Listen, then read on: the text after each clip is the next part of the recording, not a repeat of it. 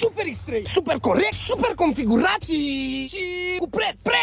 BMW X3, X-Drive 20D, exact așa cum toți își doresc un BMW bine echipat, cu volanul ăsta frumos, piele perforată, cusătură în culoarea ornamentelor, comenzi, bă, frumos, navi mare, climă, pe 2 zone, cu încălzire în scaune, automat, cu moduri de condus, cu senzor de parcare, auto-hold și ornamentele astea cu inserții dintr-un lemn lucios, deschis la culoare, care sublinează că mașina e premium și trapă panoramic corectă mașina. Și totul 9990 de euro. Preț super corect pentru un X3. Cu cea mai dorită motorizare, adică 2 litri diesel, 4 cilindri, 184 de cai. E tată ce trebuie. Și evacuarea e în lună și sună bine și e X-Drive, adică pune puterea jos la toate 4 roțile. Asta își doresc oamenii de la un SUV. Și ăsta e BMW și 9990 de euro. Și doar uitați un pic ce jante are. N-ai tată ce să-i spui. Ce-i frumos și lui Dumnezeu îi place. Faruri, stopuri, preț, dotări. 9990 de euro. Când am avut X3 la banii ăștia, da rapid. Primul venit va fi primul servit. Like, follow, share și antebele coze.